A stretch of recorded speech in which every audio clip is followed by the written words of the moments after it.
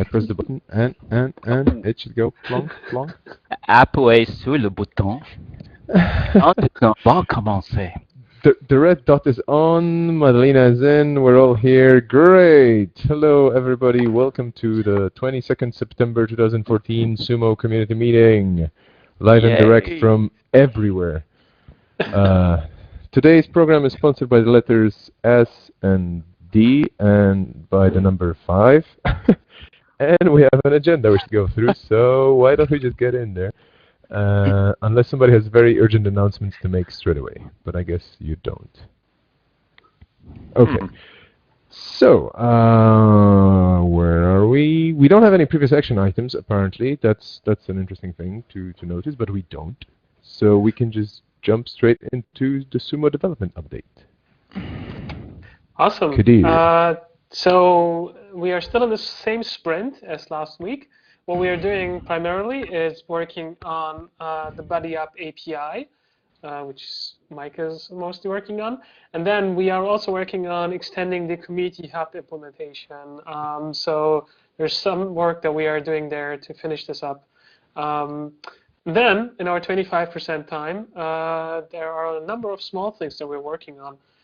One thing that we will hopefully get to finish is the work on improving the KB dashboard, which we've been wanting to do for quite a while, but also fixing a number of smaller bugs on the KPI dashboard, adding a survey for our actual forum users, allowing moderators to edit the user profile, and several other small things that you can all see from the linked page for this sprint. Yeah, that's what we are currently doing in development. And I have something, I'm not sure if I mentioned this last week already, this is more for the UX piece, but Derek has finally joined us as a UX designer. And Yay! Yeah, you did mention that. UX right, okay. Superpowers, activate! Well, it's so great that I had to mention it again. Yeah, it's worth repeating. Is Derek contractor, employee, works his, not that it matters. Derek is a contractor working for us part-time and working with us specifically on the forum support forum redesign, about which you will hear a lot more in the next few weeks. Once we actually start the UX design on this and the implementation, you will hear a lot more about the progress on that. I think we did talk about his username as well, right? That's this Derek R? Derek R it is. Yeah. Let me put it in here. Oh yeah, we are doing that already. That's all right, if there are no questions, there is the Ricky show. Oh wow, this is one of my favorite shows. What the hell is that? Is there dancing on the Ricky show? Because, you know. Rarely. Take it away, Ricky. Okay, so just a small thing to show that we haven't shown, and it's good for people to know, especially the community. 1 second here.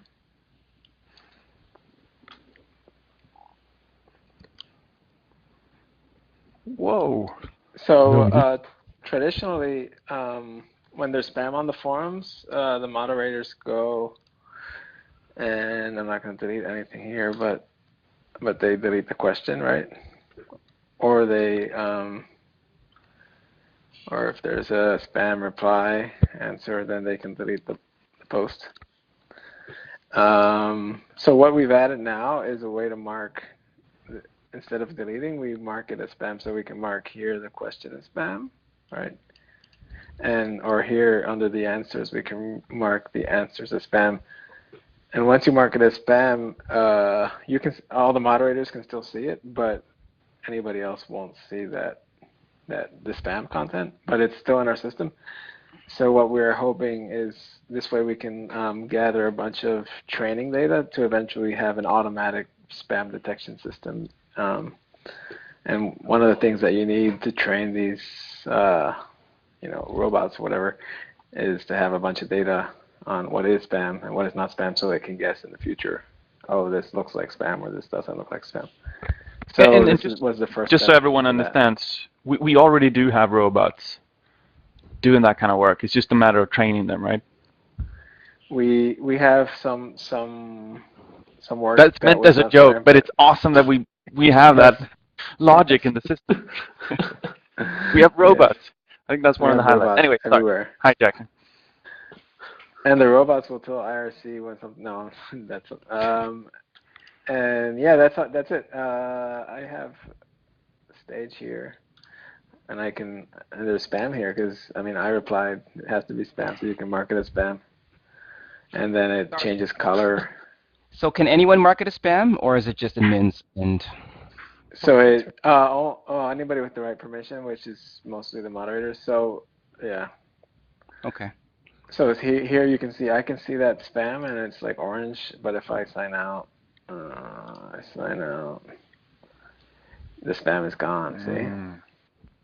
So, and any normal user that's not a moderator won't see the spam either, so that's awesome. This is also really great for us to actually, what happened so far was usually a moderator had to delete the spam, which wouldn't give us any indicator of what kind of spam are we fighting with, because it was gone. So this way we will be able to also figure out what kind of spam is actually accumulating in our forums, what is the biggest type of spam that we have to deal with and stuff like that. And just to be clear, we're hoping that this would be used only for actual spam, not, for example, this is not an appropriate question to ask in the forum or anything like that. This is just for literally spam. Right, we have another system for that. So on the right-hand side, you can actually, for each post, you can say, you can flag that if you're not a moderator, and then you can say why you're flagging it, because it's inappropriate, because it's whatever. You can choose the reasons there. And then moderators have a list of those flagged posts, and they can go through them and decide what to do with them. All right, right. So report abuse is how you flag. Okay, thank you. Yeah. Yeah. I wasn't expecting. Actually, okay. So this is for normal users. Moderators can take actions directly, but normal users can mark something as abuse. Okay, this is really cool. That is really cool.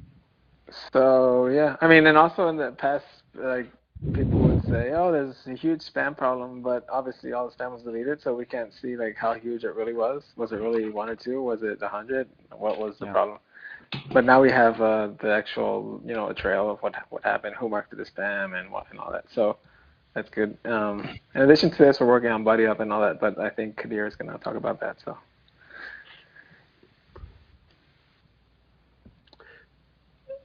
Yeah, I didn't actually want to talk about BuddyUp right now. I mean, there's nothing I can show.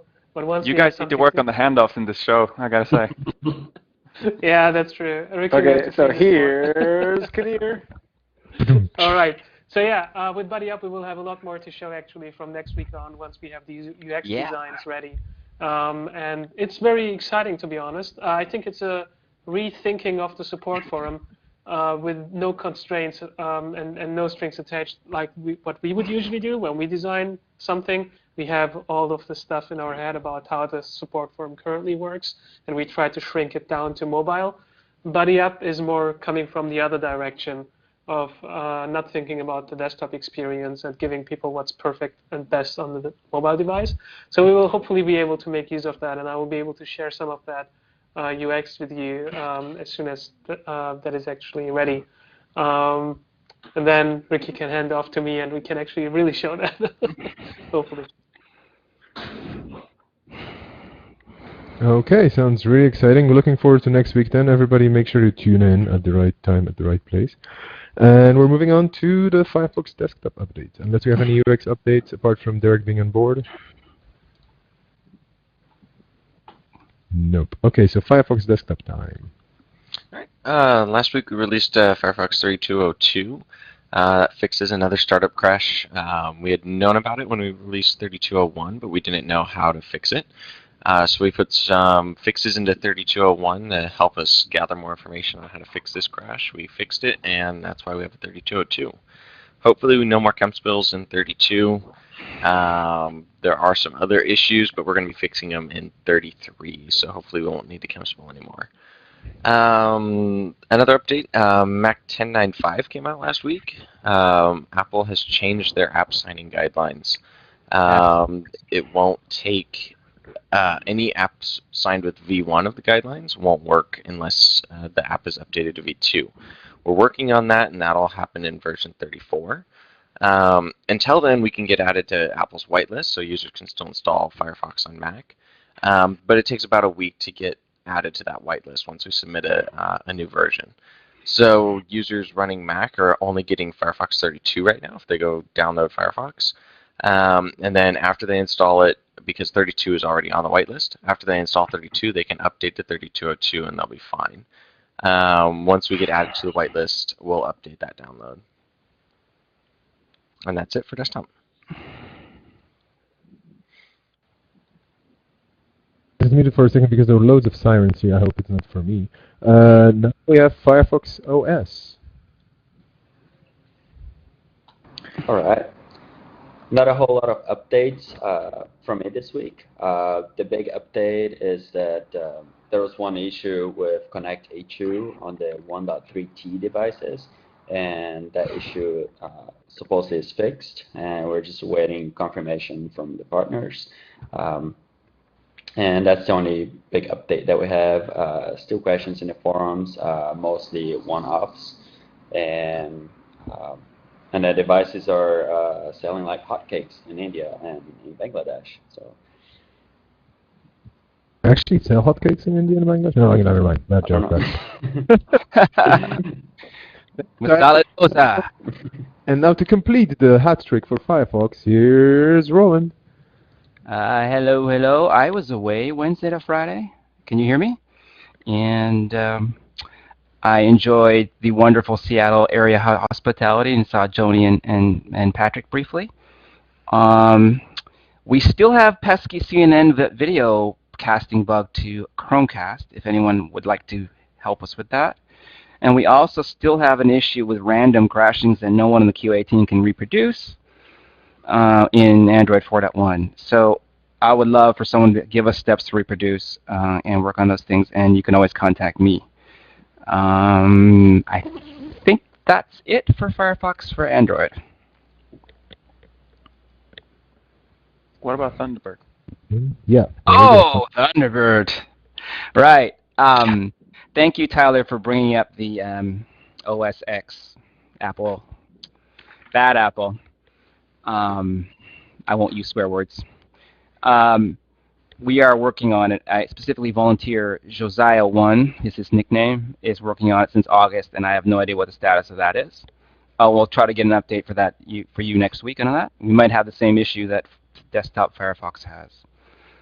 Planning continues for my transition and for the Thunderbird Summit. We should know the final attendee list today, hopefully. And I will let you know when I know. Thanks. Perfect. Thank you, Roland. And now on to metrics and community, where I don't see any updates, so I guess we can hand it over to Joni. There is actually no update, but there is just one thing I have to mention. We have a record number of of localizers again. Like every week we break a record of number of localizers. And yesterday it was at 199 active localizers. It's just one more to 200 active localizers on SUMO. Is it for all regions or? Yeah, that's for all localizers. Everything that is non-ENUS. One more to 200. I thought it was just Bangladesh. Oh well. Anyway. Next week. Anyway, sorry. I think we should get involved the more localizer in Arabic community. Arabic community is much active in other localization project of Mozilla. But I'm not seeing they are much activated in SUMO.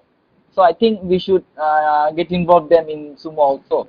Because a large number of users from Arabic watching SUMO. I've seen that a lot of number, 3 million people like that something. So I think we should, only 2 articles of Arabic is localized. So we Stefan, you mentioned that already to me. Yep. So we already spoke, so just to give everybody a bit more context, we already spoke about this with Safwan, and that's going to be on my map to make sure that actually the Arabic community gets more involved, because they do have an active community for localizing Firefox and all the software. We want to get them on board with SUMO as well. So we'll try to get that. We have a new localizer, actually. He joined recently from Egypt, so he's going to be our first kind of new wave of recruits. And next week we're going to have 500 localizers just for Arabic, I think. We'll see. What's his nickname or name? Oh, I wish I remember that. I don't have that part of my memory activated just yet. I will put the link later on into the notes, maybe. But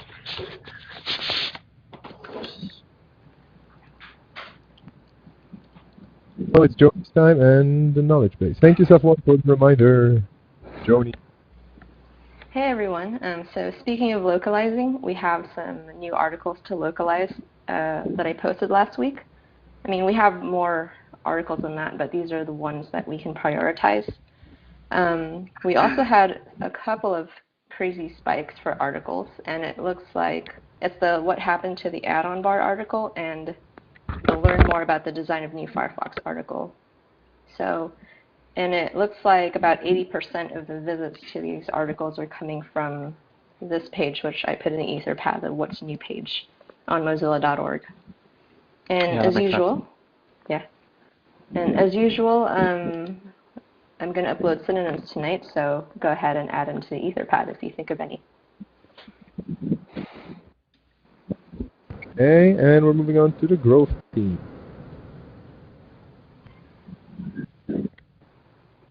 Is Mike Birdie with us today? I think he's not. So what we have there is, well, the link to the usual list of things being worked on, and oh, that's probably from last week as well, right? The stub installer fallback page experiment. Oh yeah, it should run this week. It was mentioned last week, as far as I remember. Okay, so it should actually. It's Mr. Verdi on holiday. I don't see him actually. I have no idea. No, he had another meeting that he had to attend in place of this one.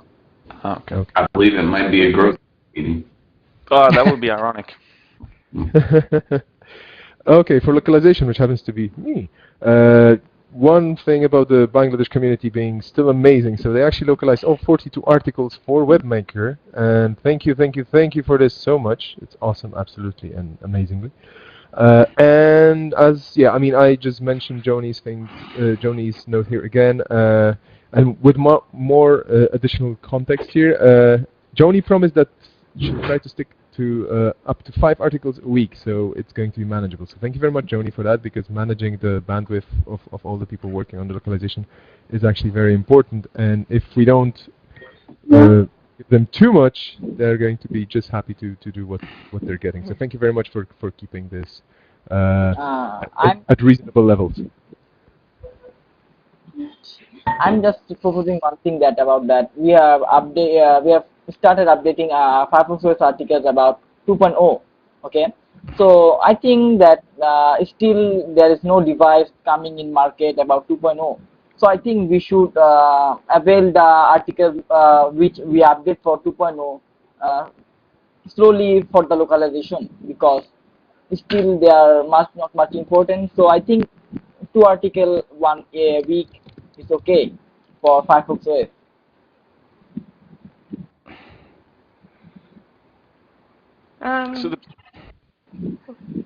Well, I know we don't have a device planned yet, but we don't want to be surprised either when it comes closer. So what we try to do is we try to localize, we try to update, we try to keep it spread it out at a manageable rate before the anticipated release. But we can talk more about it, Safwan, and see what you're thinking. Sorry, David, were you going to say something?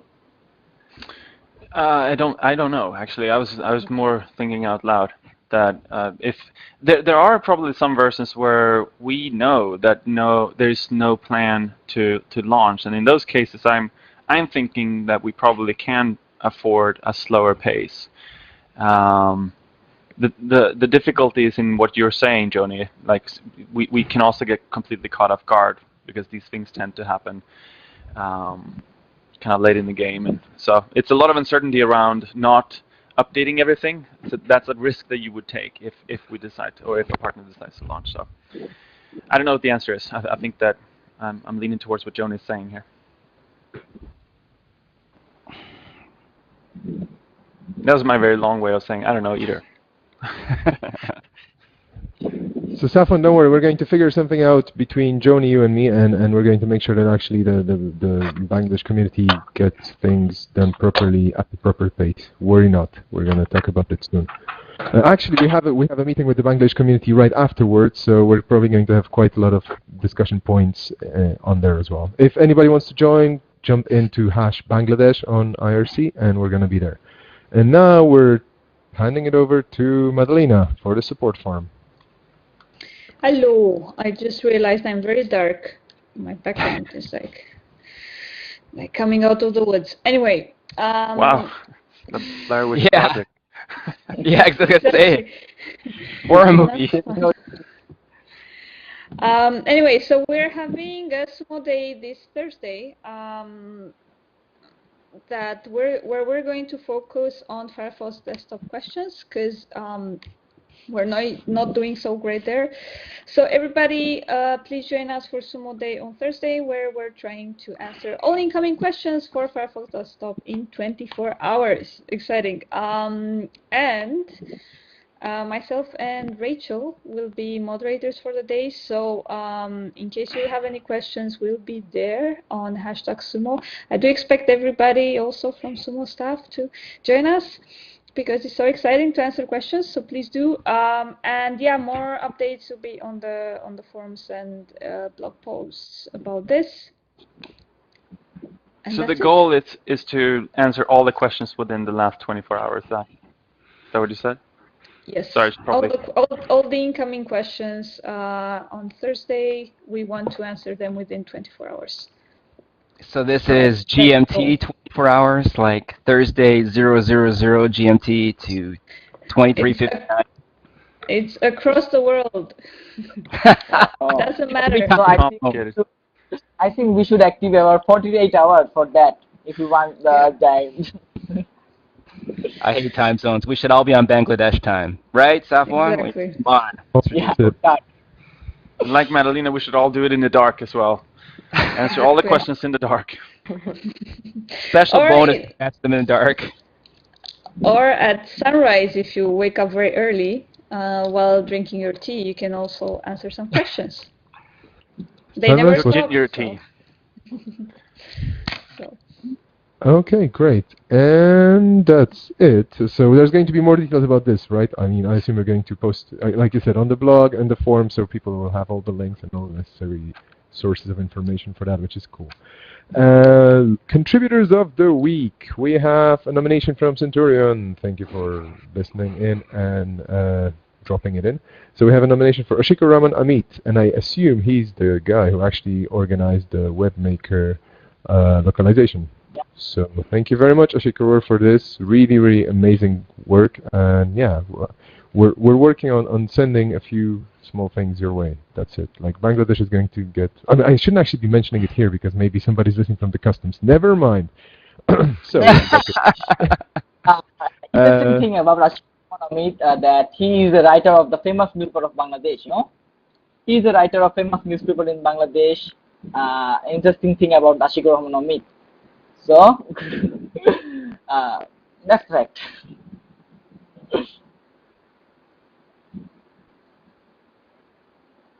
Okay, thanks for that then. And we're moving on to any other last minute updates or action items. Does anybody have anything to add to schedule for next week to make somebody choose something? Does anybody have any updates about availability in the coming 7 days?